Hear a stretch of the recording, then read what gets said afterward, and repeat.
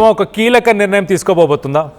ఇటు 16 ఏళ్లలోపు పిల్లలకి సోషల్ మీడియాని బ్యాన్ చేయబోతున్నారా? ఆస్ట్రేలియాలో తీసుకొచ్చిన అండర్ 16 చట్టాన్ని అధ్యయనం చేస్తున్నారు ప్రస్తుతానికి ఏపీ ప్రభుత్వం. దీన్ని అధ్యయనం చేస్తున్నట్టు చెప్పారు ఇటు మంత్రి లోకేష్. టీనేజర్స్ సోషల్ మీడియాలో ఉండకూడదు. సోషల్ మీడియాలో ఇప్పటికే మైనర్లు సోషల్ మీడియాలో చాలామంది ఉన్నారు. వాళ్ళకి యాక్సెస్ చేయడానికి కూడా తల్లిదండ్రులు నియంత్రణ ఉంది అంటూ ఆయన చెప్పుకొచ్చారు. ఇటు సోషల్ మీడియా కోసం బలమైన చట్టాన్ని తీసుకురావాలని, అలాగే దావోస్ వరల్డ్ ఎకనామిక్ ఫోరంలో బ్లూంబర్గ్తో మంత్రి లోకేష్ ఆయన వ్యాఖ్యానించారు. సో మొత్తం మీద ఏపీలో మరి కీలక నిర్ణయం తీసుకోబోతున్నారా? ఇటు ఆస్ట్రేలియాలో ఒకసారి మనం చూస్తే కనుక అక్కడ అండర్ 16 సోషల్ మీడియా బ్యాన్. 16 సంవత్సరాల లోపు ఉన్న వాళ్ళంతా కూడా సోషల్ మీడియాని అక్కడ ఆస్ట్రేలియాలో యాక్సెస్ చేయలేరు. యాక్సెస్ చేయాలనుకుంటే మీరు social media Facebook, Instagram, Twitter, TikTok ఇలాంటి ఏ సోషల్ మీడియా ప్లాట్ఫామ్ అయినా మీరు ఏజ్కి సంబంధించిన ఒక డాక్యుమెంట్ని సబ్మిట్ చేయాల్సి వస్తుంది. ఆ డాక్యుమెంట్ని ఆ సోషల్ మీడియా ప్లాట్ఫామ్సే ధృవీకరించాలి. వాళ్ళే యాక్సెప్ట్ చేయాలి. వాళ్ళే దానికి ఎలిజిబిలిటీని క్రాస్ చెక్ చేసి మరి ఇటు పిల్లలకి యాక్సెస్ ఇవ్వాలా వద్దా అని డిసైడ్ చేస్తారు. ఒకవేళ మైనర్స్కి ఎప్పుడైనా పొరపాటున ఏ సోషల్ మీడియా ప్లాట్ఫామ్ అయినా యాక్సెస్ ఇస్తే దాని మీద ప్రభుత్వం చర్యలు తీసుకోవచ్చు. అంటే ఇటు ఏపీ గవర్నమెంట్ ఫేస్బుక్ మీద కేసు వేయచ్చు, దాని మీద ఫైన్ వేయచ్చు. అలాగే ఇన్స్టాగ్రామ్ కావచ్చు, స్నాప్చాట్, ఇన్స్టాగ్రామ్ వీటన్నిటి మీద కూడా ప్రభుత్వం డెసిషన్ మేకింగ్ తీసుకునే అవకాశం ఉంటుంది. సో ఇలాంటి ఒక పాలసీ ఉండాలి ఖచ్చితంగా. ఎందుకు ఇలాంటి పాలసీని ఇప్పుడే ఎందుకు తీసుకురావాలనుకుంటున్నారు? మొత్తానికైతే దీనికి సంబంధించి ఆయన బ్లూంబర్గ్ అనే ఒక ఫోరంతోని ఇటు మంత్రి లోకేష్ చర్చించినట్టు తెలుస్తుంది దావోస్లో. దీనికి సంబంధించి మరింత ఇన్ఫర్మేషన్ తీసుకునే ప్రయత్నం చేద్దాం.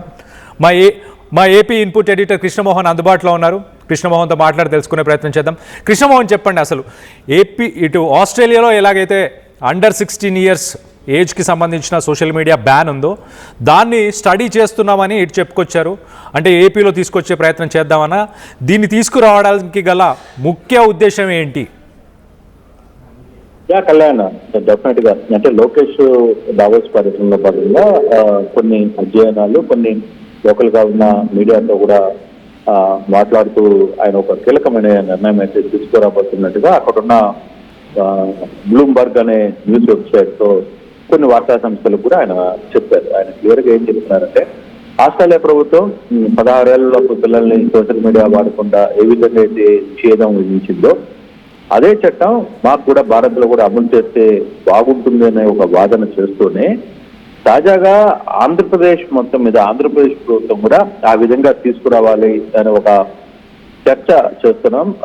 ఒక సోషల్ మీడియాను 16 లోపు పిల్లలకు బ్యాన్ చేయాలనే ఆలోచనలో ఉన్నట్లుగా కూడా ఆయన చాలా క్లియర్ గా చెప్పారు. అంటే దీనివల్ల ఏంటంటే బేసిక్ గా ఇది రావాలి అనుకుంటే ఒక బలమైన చట్టాన్ని తీసుకురావాలి, ఆ విధంగా చేయాలి అనేది నా సంకల్పం కూడా. అయితే ఇది టీనేజర్లు పిల్లలు సోషల్ మీడియాలో ఉండకూడదు అనేది గట్టిగా నేనైతే అనుకుంటున్నాను. వారు ఏమి చూస్తున్నారో వారికి అర్థం కాదు. భారతదేశంలో ఇప్పటికే మైనర్లు సోషల్ మీడియాను యాక్సెస్ చేయడానికి తల్లిదండ్రుల నుంచి నియంత్రణ ఉంది.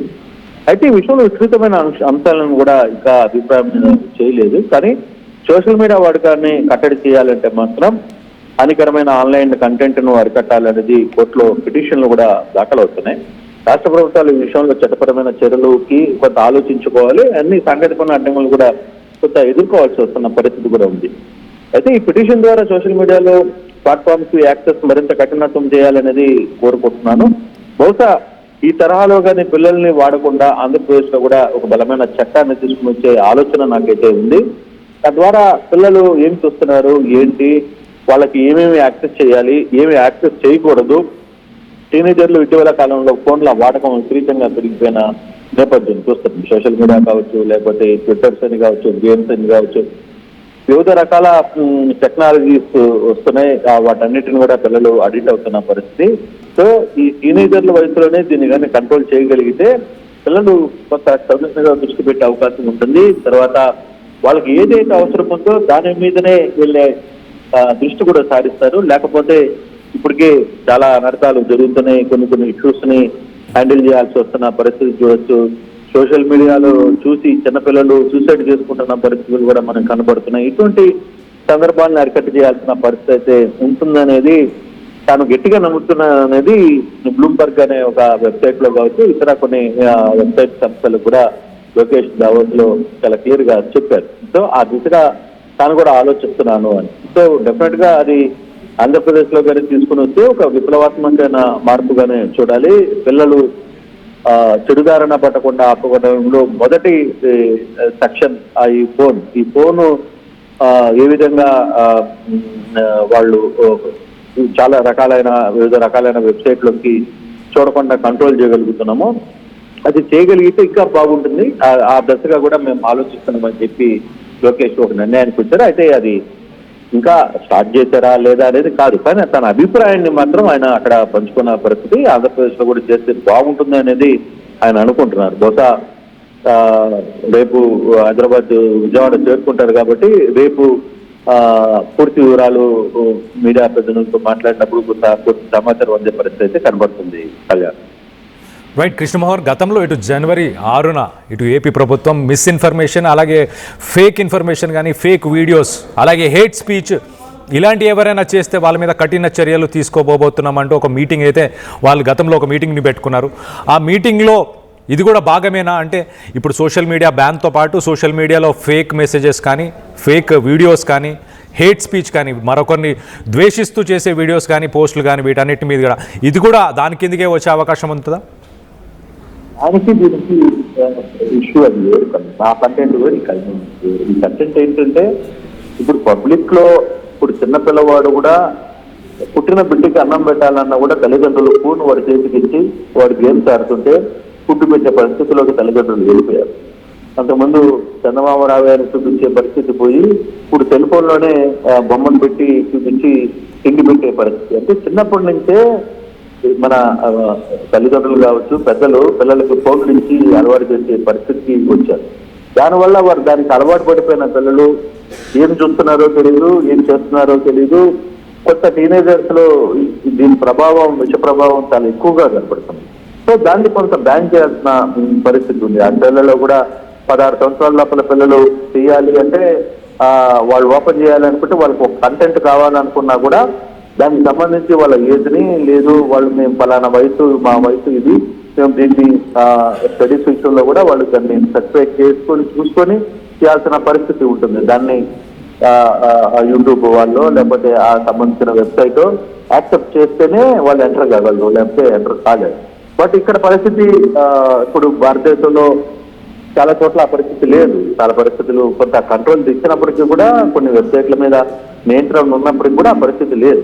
సో ఇప్పుడు లోకేష్ కూడా మాట్లాడుకోవడం ఇటువంటి నియంత్రణ ఇటువంటి చట్టం ఒకటి బలంగా వస్తే దానివల్ల పిల్లలు యాటిట్యూడ్ మారిపోద్ది. వాళ్ళు స్టడీస్ మీద ఉంటారు, లేదు స్పోర్ట్స్ మీద ఉంటారు, వాళ్ళకి అవసరం ఏది అవసరమో దాని మీదే ఉంటారు. ఇవన్నీ లేకపోయేసరికి ఫోన్లు చేతిలో పెట్టుకొని బయట తిరిగే పరిస్థితి కూడా ఉంటుంది. వాళ్ళు ఏం చూస్తున్నారో కూడా తెలియదు. ఒక రూమ్ లోకి వెళ్ళిపోతున్నారు, రూమ్ లో చిన్నమవుతున్నారు, అక్కడ ఫోన్లు తదేకంగా కూర్చునే పరిస్థితి, ఫోన్ మీదనే ఉండే పరిస్థితి కనపడుతుంది. కాబట్టి కొంత దాన్ని ఆలోచించాల్సిన పరిస్థితి అయితే చాలా స్పష్టంగా కనపడుతుంది.